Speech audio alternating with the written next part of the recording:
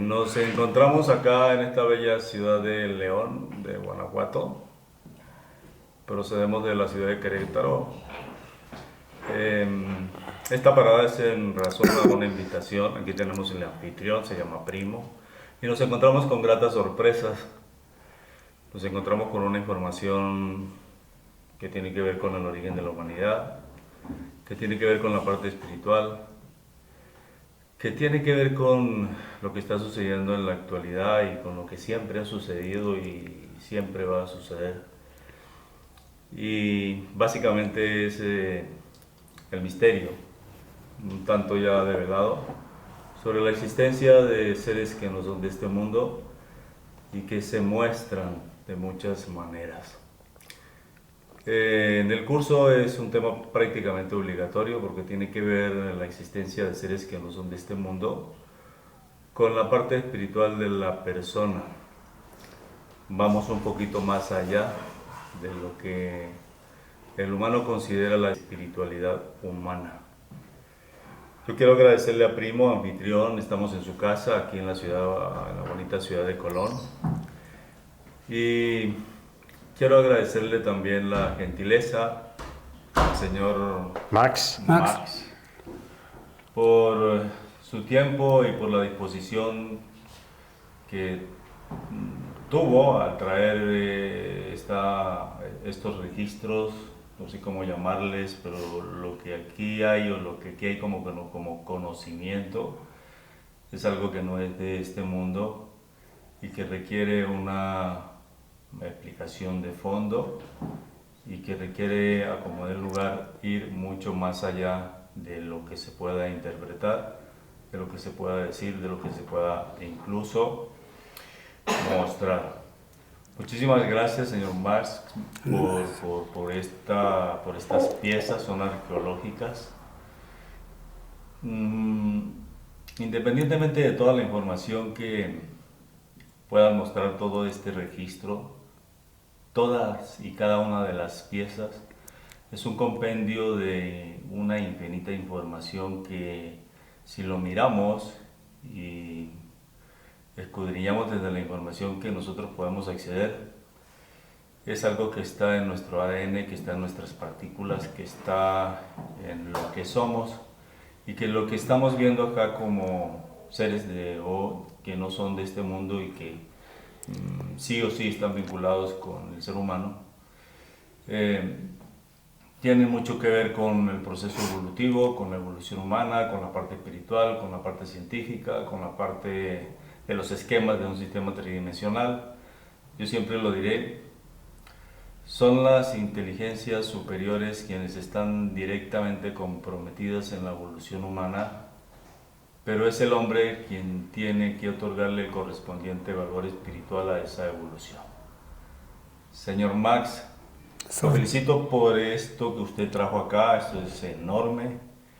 Veo que el patrón común de la información tiene que ver con el planeta Nibiru, tiene que ver con los Anunnaki, tiene que ver con la civilización sumeria, tiene que ver con la raza humana, tiene que ver con el ADN, tiene que ver con el proceso evolutivo y tiene que ver con la época actual. ¿Cuánto tiempo, señor Max, vinculado usted con esto, que por lo que veo es algo que lo hace de corazón y le encanta? Pues mira, hermano, eso tiene aproximado como unos 45 años que me ha interesado mucho esto, ya que en su persona hemos visto cosas muy raras.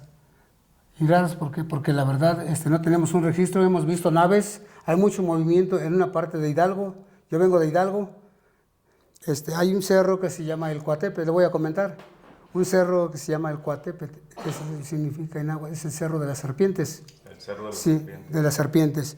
Ahí tenemos muchos amigos, vecinos. ¿Cuánto tiempo en ese cerro, como un marco de referencia nada más, pues a raíz de la información que nos pueda dar? Como 40 años aproximados también, casi fue enseguida de este acontecimiento que vivimos. ¿En ese lugar? En ese lugar. No, pues tiene Ya, un montón de experiencias. Sí, ya tenemos rato en este camino, pues ya que tenemos información de los vecinos, familiares, que en este cerro es la única parte donde se ven luces, avistamientos, ovnis, naves, que de ahí salen, se dicen los vecinos que en esta parte hay una puerta tridimensional. ¿Por qué? Porque de ahí nada más surgen las luces. Hay tres aspectos fundamentales en el avistamiento de las naves. Contacto de primer tipo, contacto de segundo tipo y contacto de tercer tipo. El contacto de primer tipo es cuando se hace conexión visual simplemente con la nave que se mueve en el cielo, se mueve en el firmamento y vemos una luz que se mueve de manera inusual.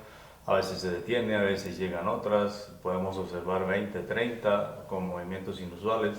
Generalmente se mueven entre las 7 y las 9 de la noche, en una noche estrellada sin luna y que no haya nubes.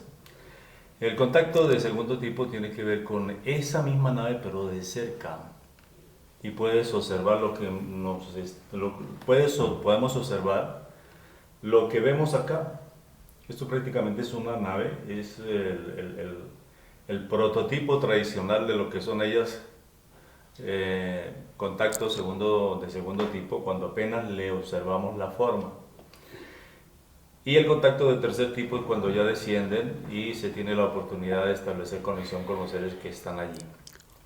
¿Hasta qué punto el contacto de segundo y tercer tipo se presentó en esa montaña? Sería el segundo. El segundo. El segundo. El segundo. Ya que nosotros tuvimos la oportunidad de verla a unos 60 metros arriba y que sería unos 30 metros de diámetro.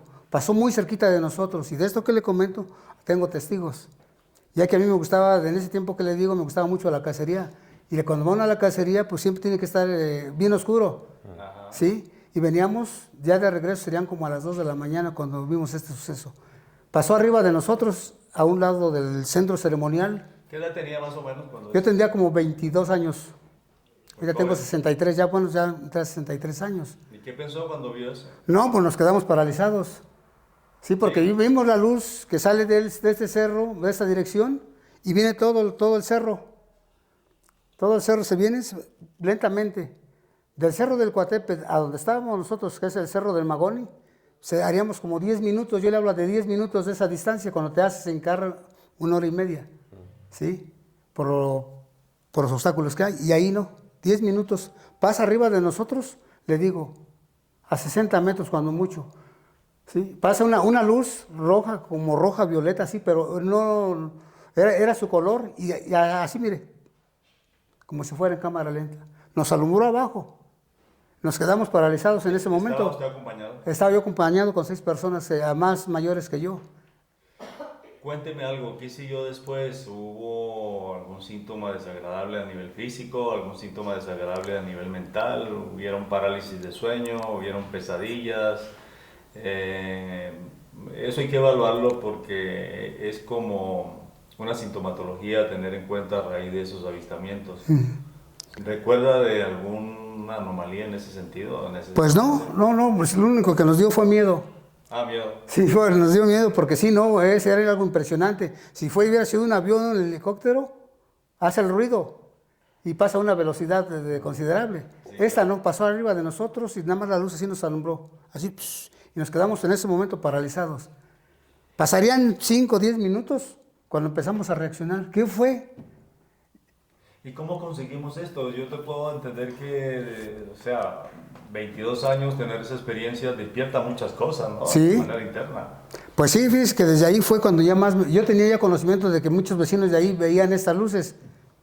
Ajá. Entonces, pues ya nosotros ya creímos más en esto. Yo particularmente y mis amigos creímos más en esto, que era una nave. Y fue algo real, no, digo, yo a lo mejor diría, ¿sabes qué? Pues lo vi, ¿no? Pero da la casualidad que todos nos quedamos paralizados. Y en ese momento, cuando pasan como 10 minutos, reaccionamos. Y como tenemos el centro ceremonial arriba, en lo que es los Atlantes, el templo de Tlahuizcalpantecutli, corrimos, serían como unos 150 metros, pero en subida. Corrimos porque vimos que iba muy bajita y pensamos que se iba a parar ahí en la plaza principal de la zona arqueológica. Llegamos corriendo, sofocados y todos, ¿y qué crees? Que ya no vimos lo que fue nada. En otras palabras, ustedes tenían o abrigaban las expectativas de que aterrizara y de que de pronto descendiera alguien, por eso corrieron. Sí, por eso corrimos para ver si ya lo que pensábamos nosotros por la altura que llevaba, pensamos que se había parado ahí. Corrimos, pues no encontramos nada. ¿Y por qué le comento de esto? ¿Por qué corrimos? Porque nosotros anteriormente, en el centro ceremonial es una plaza principal. Tiene como 100 metros, así como de diámetro. No, como 60 o como 80 metros de diámetro, la plaza principal. Y anteriormente había pasado un suceso que salió en los periódicos, salió todo esto. Que en un círculo, sobre la piedra, el pasto, que era en tiempo de enero o febrero, llegó, se paró y ahí estaba el círculo, pero así, exacto, y donde la piedra que estaba quemada también, quemó el pasto y quemó todo. Y ahí se vio el círculo. Eso fue muy mentado ahí en Tula. ¿Y de dónde surge la versión Portal Atlante? Porque pues es una palabra equivocada. Porque Atlante viene de, o sea, de lo que es la Atlántida, ¿eh? Sí. La ciudad perdida. Bueno, aquí se le nombra que son cariátides, es la indumentaria de un guerrero. Pero se le dice Atlante, ¿por qué? Porque estos sostenían un techo.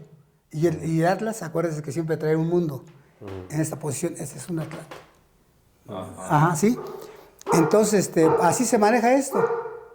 Pero en sí, también hay mucha gente que cree, por ejemplo, los Atlantes, los guardianes, el templo de Tlahuizcalpatecutli, que le vuelvo a repetir, tenemos el Atlante y trae una bolsa Vinculado con los ancestros. con los ancestros, los egipcios, los sumerios y todas las culturas. Traen un bolso, los olmecas igual todo se vuelve a representar en lo mismo. Y mucha gente cree que esos atlantes vienen de arriba. ¿Por qué? Por la posición que trae, muchos lo relacionan que trae un lanzadardos y no, es un arma láser. En la mano izquierda, no sé si usted ha escuchado esto. Sí, estoy Ajá. de acuerdo. Y yo le comento esto, ¿por qué? Porque la realidad de todo esto, yo se lo vuelvo a repetir, esto ya nuestros ancestros tenían conocimiento de todo esto que está. Aquí lo vemos, mire, aquí está, por ejemplo, el ADN, tenemos el bolso, tenemos todo, en varias culturas que se vienen representando en esto, en estos artefactos. Hay una enorme información en estas piezas y en la pieza que hemos registrado de Primo. Hemos hecho un documento sobre las piezas que él tiene. Y el patrón común que observo tanto en las piezas tuyas como en las de Primo es el origen Anunnaki del planeta Nibiru. Sí, Nibiru. No sé hasta qué punto la humanidad está lista, está preparada para evaluar una información como esta, en la que ese tipo de naves que se avistan tienen como evidencia este tipo de arqueología. Hicimos un documento de ello, la tenemos que mostrar y relacionarlas con los argumentos que puedan surgir justo en este momento. Pero es sencillamente impresionante lo que implica este trabajo. Aquí podemos notar prácticamente lo que es una nave, ¿no? Sí, es una nave. El famoso platillo volador. Y Sí. podemos observar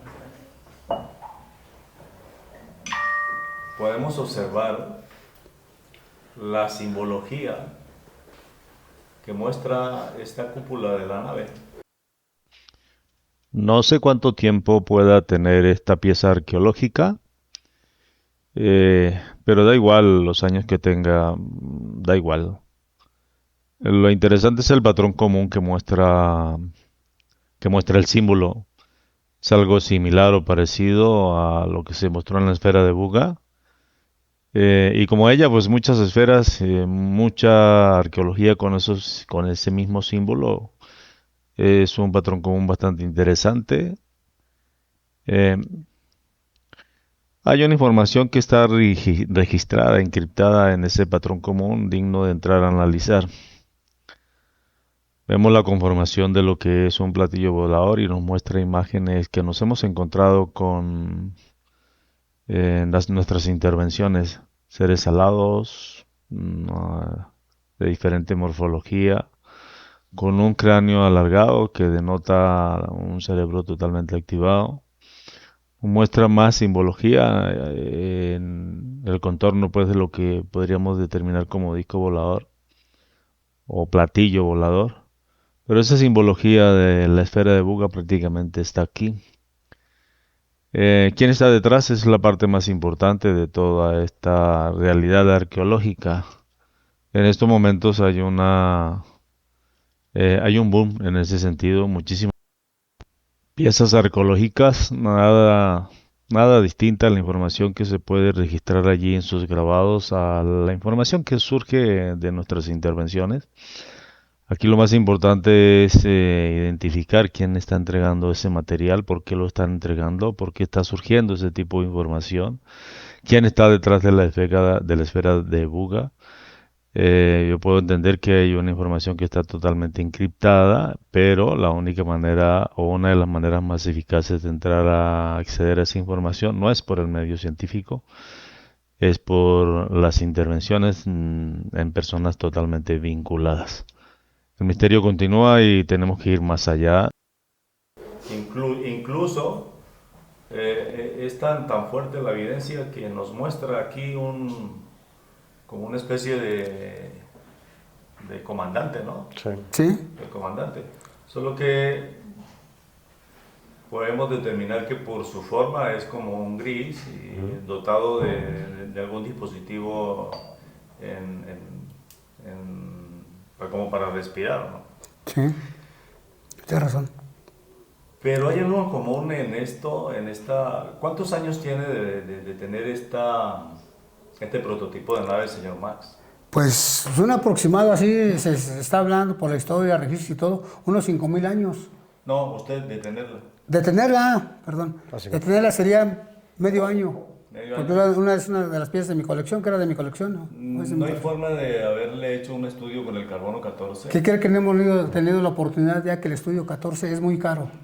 Ajá. Y aparte de eso, pues ya ve que ahorita todo esto hay controversia. Porque, por ejemplo, la ciencia ahorita, la arqueología no cree en esto. Sí. Si lo cree la arqueología, y como yo lo vuelvo a repetir, lo cree la arqueología y la religión, en poco tiempo se va a caer. Porque está a base de puras mentiras. Yo creo que están en su cuarto de hora final. ¿Sí? Están en su cuarto de hora final. Exacto. Y es que si referimos lo que ha hecho las religiones en la historia, pues no hay nada bueno, ¿no? No, nada. Es la historia de la religión y lo que hizo en su época. Esto es antes de la religión. Aparte de eso, lo que muestran es apenas una puntita de la verdad y del iceberg. Ellos son conocedores de esto, tienen sus propios museos, tienen sus propias personas, facultades que reciben comunicación con seres de otros mundos. La verdad no la sacan a la luz pública. La información que tiene que ver con lo que muestra esta arqueología se tiene que ocultar y se tiene que evitar como de lugar. Estamos ante una inteligencia muy superior y ante seres que se mueven en una dimensión que nosotros no podemos ver y que están vinculados con los seres humanos, sí o sí.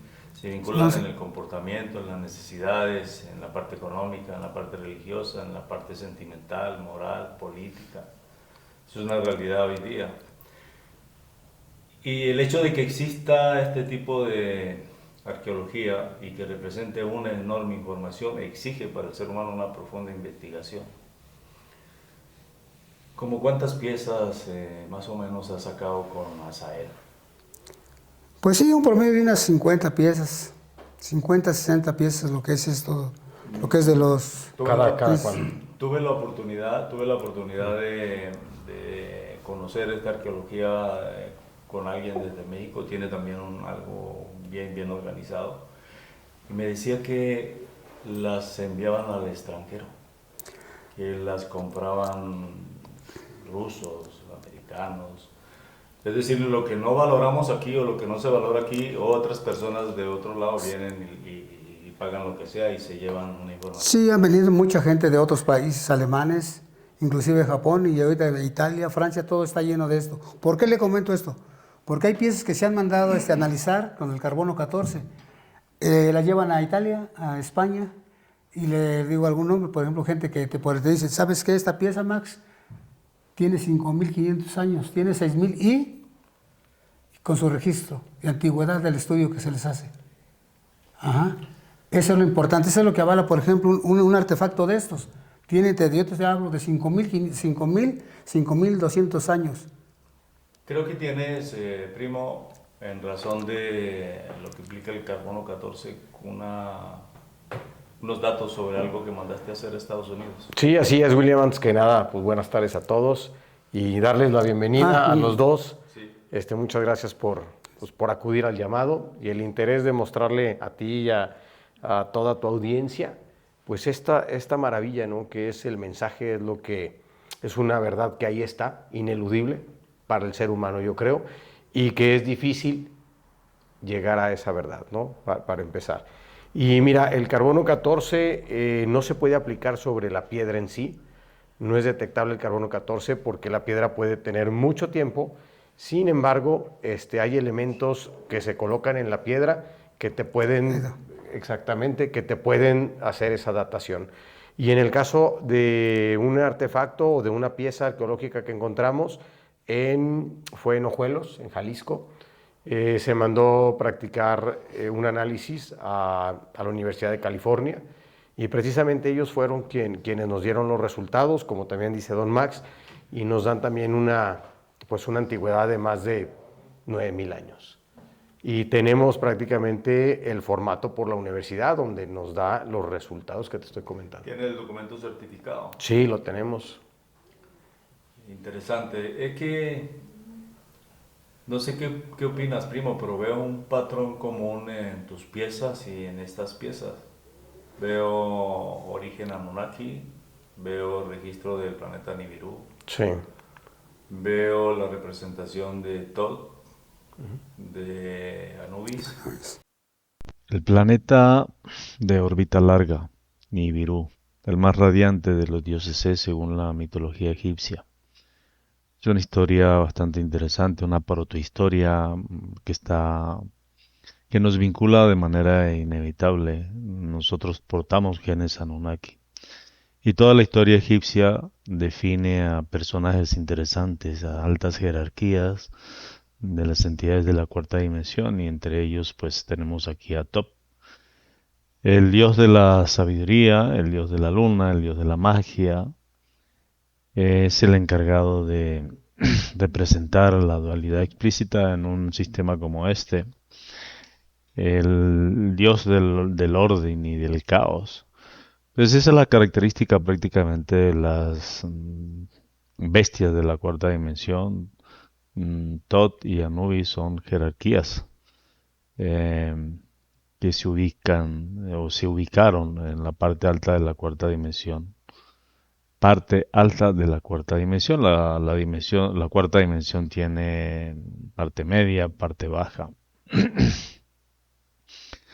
Hablamos que la parte baja de la cuarta dimensión es uno de los lugares más importantes a tener en cuenta a raíz de la cercanía que tiene con la tercera dimensión y las personas vinculadas con los seres que están allí en ese lugar.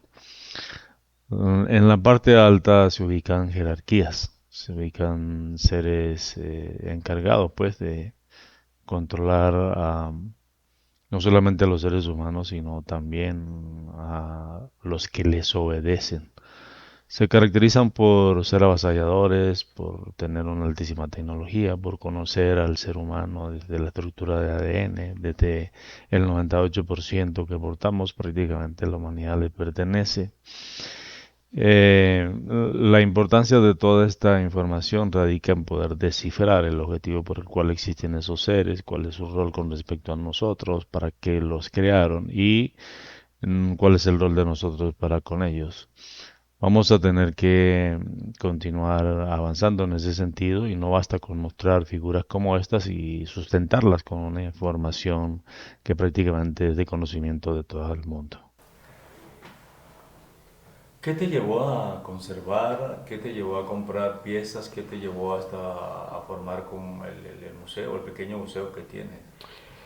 Mira, a mí lo que primeramente me llamó la atención fue el tema OVNI. Ajá. El tema OVNI fue lo primero que me empezó a mover, porque yo llegué a ver algo en el cielo y quise averiguar más de lo que yo estaba viendo y de que mucha gente tiende a negar su existencia. Hace alrededor de unos 4 años fui a Tijuana a un UFO Fest organizado por gente conocida en los medios, y ahí fue donde tuve la fortuna también de encontrar a Max, a Sael, a su familia, quienes en un inicio, y lo quiero contar como anécdota, cuando yo vi las primeras piezas pensé que eran artesanías. Y yo las vi y dije, oye, qué bonita artesanía, ¿quién las hace? Y ellos pues prácticamente se rieron de mí y me dijeron, ¿sabes qué? Es que no se trata de artesanías, esto lo sacamos del suelo. ¿Cómo que lo sacaste del suelo? Porque para mí el hecho de que lo haya sacado del suelo es una prueba clave, fundamental, de que existe algo, de que hay una verdad ahí. Y bueno, yo continué con mi escepticismo, lo debo de confesar, don Max. A mí me costó mucho trabajo. Y después me empecé a involucrar en el tema, seguí en contacto con ellos, siguieron mandándome algunas fotografías del trabajo que ellos seguían realizando, hasta que un día pues prácticamente me animé a hacer el esfuerzo por adquirir una de las piezas que me llamaba la atención, y después poco a poco empecé a estudiar los símbolos que aparecían en las piezas, me empecé a involucrar un poquito más, hasta llegar a un punto de organizar una expedición personal con ellos. Al lugar donde la sacaba. Al lugar donde la sacaba, es un lugar allí en el estado de Hidalgo, y pues me llevé incluso a mi familia, les dije, a ver, vamos a ver si en realidad es que esto proviene de la tierra.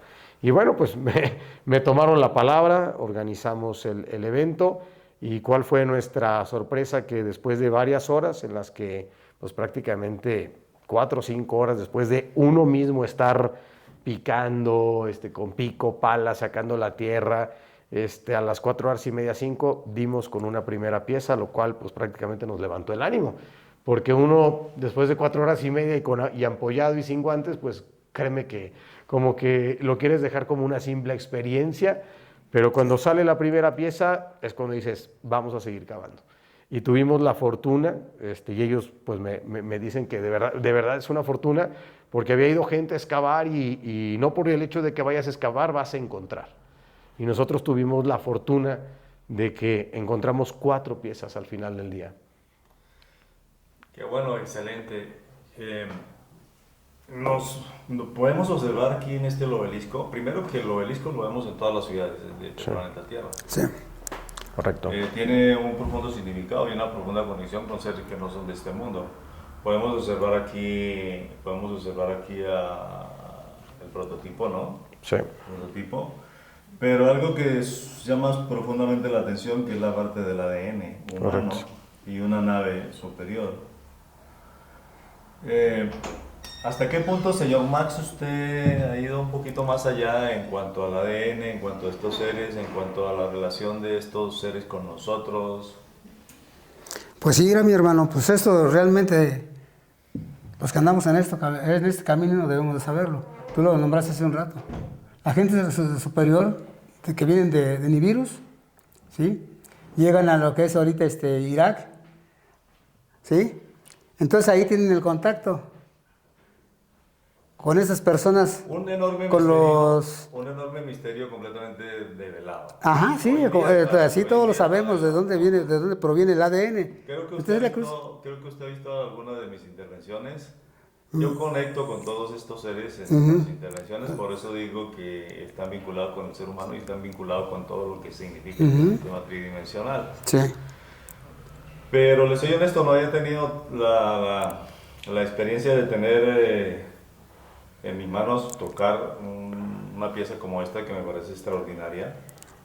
No sé cuántos años tendrá, pero por los simples grabados, la simple simbología, no encuentro cómo alguien en épocas anteriores se pueda grabar algo tan perfecto y con unos símbolos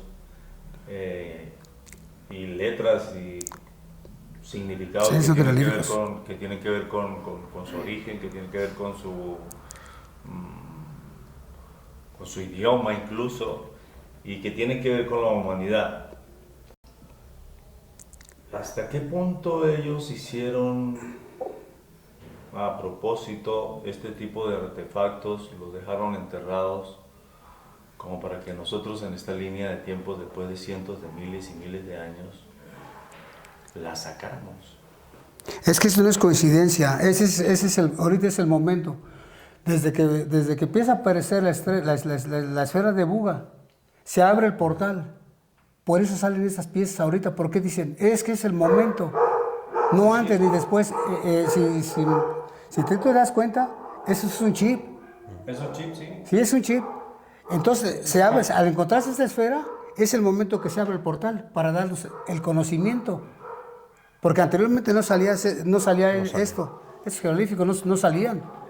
Tiene como particularidad la misma simbología de la esfera de Buga. Tiene el chip, las mismas, los mismos grabados o similares, por ejemplo, y aquí tiene una serie de simbología. Ajá. No puedo entrar a emitir un criterio propio sobre la esfera de Buga porque no la tengo en mis manos. Entrar a hacer una evaluación desde lo que yo hago desde mi alcance tendría que tener una causa muy directa, pero sí puede estar representando una muy buena información. La esfera sí sé que la entregaron, hay muchas por ahí dando vueltas. Quienes tuvieron el privilegio de tomarla en sus manos y capturarla, tengo entendido, sufrieron alguna sintomatología leve, no sé si estarán recuperadas las personas o qué siguió para ellos. Pero entrar a investigar quién envió esa esfera, qué significa esa esfera, solo es posible a través de las personas que están vinculadas de manera directa. Yo por lo menos no podría hacer una investigación así como a la topatología porque no tendría pues sentido. Pero sí podemos hacer una investigación sobre esto, qué significa este chip, por qué esto y por qué la similitud con la esfera de Buga. Eso sí yo lo puedo hacer porque lo tengo aquí en mis manos y lo estoy tocando, y eso es gracias a usted. Pues mire, doctor, yo le quiero comentar algo. Es un compromiso aquí, amigo, el primo. Lo voy a invitar con la persona que tiene la esfera. Yo lo voy a invitar. Me comprometo a invitarlo para que usted tenga usted la esfera en sus manos. Porque los amigos que le han tocado es algo increíble. Es algo de fuera de este mundo. Y yo lo puedo invitar a usted, le hago la invitación. Cuando vaya con primo, yo le puedo llevarlo. Bueno, la única con esta persona. De la esfera de Buga con esto es que es un artefacto que es técnico, es electrónico, no sé qué tenga por dentro, pero una esfera que tiene movimiento propio, inteligencia propia, está relacionada con esa inteligencia artificial y todo lo que viene para la humanidad. Sí. Entrar a escudriñar o a investigar el origen de esa esfera, no creo que sea por medios totalmente científicos, porque sí se quedan cortos. Pero acceder a la información que define seres vinculados con esa esfera, seres vinculados con esto, que hoy en día sabemos que son los Anunnaki y que tenemos referencias como movies y me he encontrado con ellos en las intervenciones que yo hago. No sé si usted habrá visto alguna de mis intervenciones. Me he encontrado con todos estos seres, su verdadera identidad, su verdadera procedencia, el objetivo por el cual están conectados con la humanidad, un rol específico de parte de ellos en función del rol del ser humano, que lo desconoce completamente. Son cientos de miles de años en un sistema tridimensional controlado por ellos. Nuestra existencia en un plano como este solo es posible desde una base genética que a ellos les pertenece. De manera que si nos encontramos con todo esto, lo más natural es entrar a investigar por el único medio que nos permite acceder a esos seres, y es a través del subconsciente humano. Sí, es cierto, hermano. Bastante complicado porque estamos ante inteligencias muy superiores, muy inteligentes. Lo que noto un poco extraño es la época actual. No sé qué pienses, primo, de la época actual con respecto a todo esto que está saliendo, con respecto a los avistamientos de naves, con respecto a lo que está sucediendo, sucedió y sucederá con la esfera de Buga, las personas que están involucradas. Yo estoy absolutamente seguro que los seres que entregaron la esfera de Buga no van más allá de la cuarta dimensión, ya los conocemos. Están vinculados con las personas que les entregaron esa esfera. Pero te pregunto por la época. Mira, yo, Bastante interesante. referente a la época, es parte del misterio y es parte también relacionado al despertar de la conciencia en este momento. Sí, porque esto no sucede sino justamente hoy. Es correcto. Sencillamente hoy. Suceden las cosas tal cual cuando deben Cuando suceder. hacer las cosas, sí, Es y correcto. el momento, este está viviendo el momento, cuando está ahorita, Tú ordenaste información. la intervención, yo no sé cuántos años atrás o meses atrás, decidiste ir a mi curso, se establece la conexión, se adelanta la intervención a raíz del curso, Sí.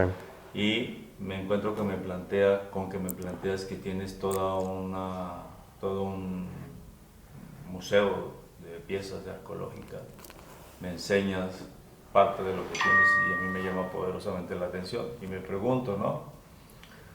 Justo porque en este momento está surgiendo tanta información. ¿Usted qué cree, señor Márquez? Pues sí, hermano, yo cuando voy a repetir esto que está con estos acontecimientos ahorita, vienen, bueno, ya tenemos tiempo con esto, será unos 10 años para acá, de 10 años para acá, y esto ha sido evolucionando día con día más y más, y créeme lo que anteriormente mucha gente visitaba el centro ceremonial, pero ver sobre nuestra cultura, pero ¿qué crees? Que ahora la mayor gente que vienen de europeos, de otros países, vienen a ver todo lo que está relacionado con lo alien. Ya no vienen a ver realmente las esculturas ni nada de eso. Ya vienen a ver lo que está con la conexión con los seres del espacio. Independientemente del valor económico que pueda tener una pieza de estas, el trasfondo Ajá. tiene un valor enorme. Y las personas que conocen de esto de afuera o del mismo país saben que hay una bonita oportunidad para entrar a comprobar la existencia de esos seres y el vínculo con los seres humanos. Exacto. No sé qué opinas, primo, sobre la época que estamos viviendo. O sea, ¿por qué decides armar un museo? ¿Por qué decides continuar? Veo que sales en la noche o has tenido experiencia en la que te llevas tu equipo, realizas avistamientos, has tenido grabaciones. Sí. Pues mira, básicamente es mi inquietud. Todo nace de una inquietud personal.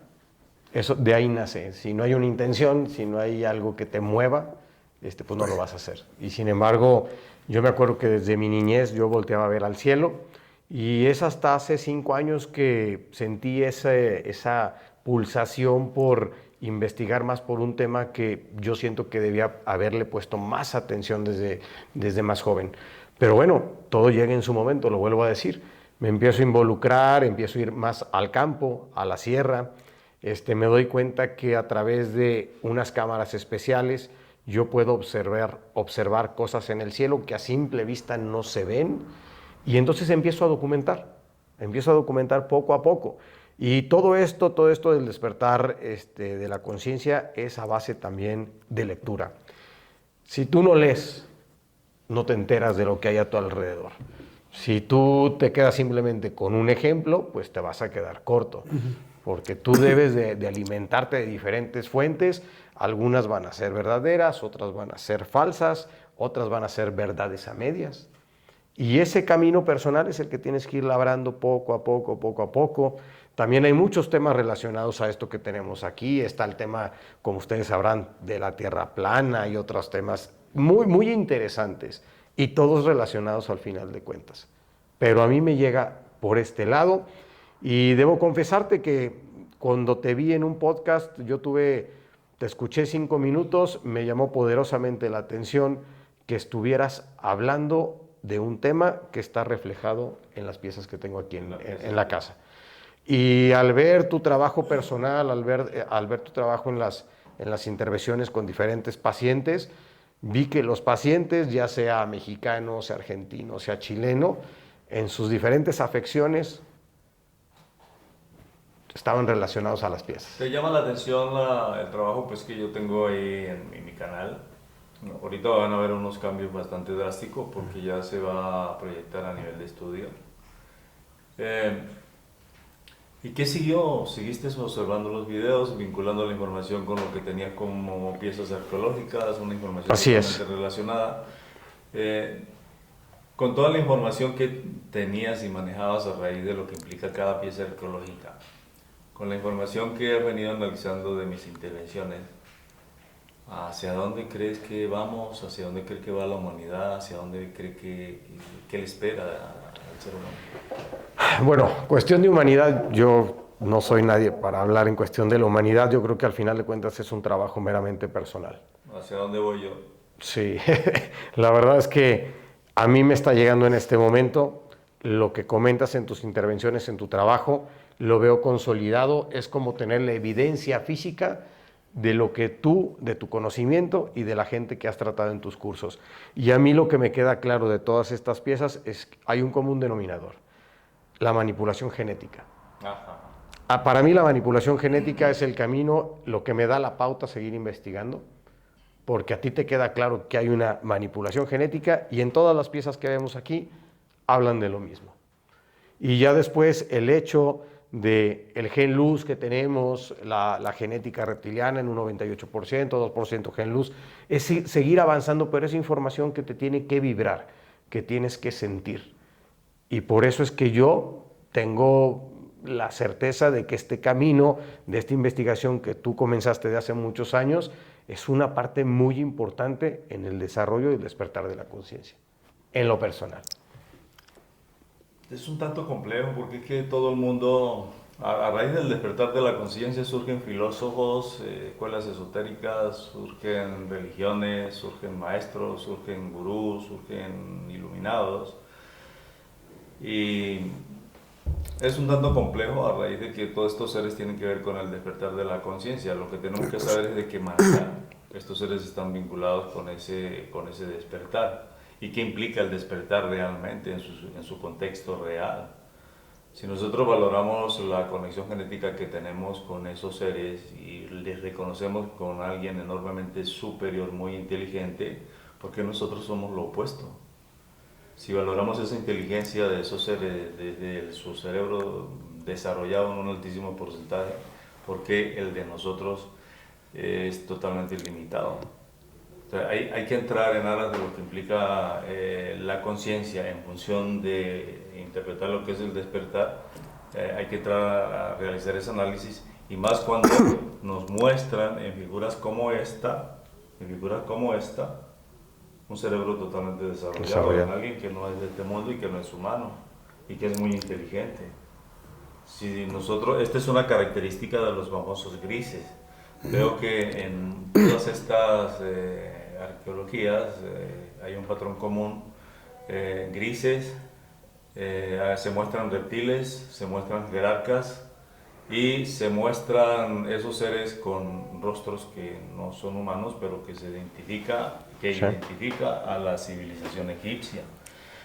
¿Cómo esta información que identifica a la civilización egipcia está aquí en México o se saca aquí en México?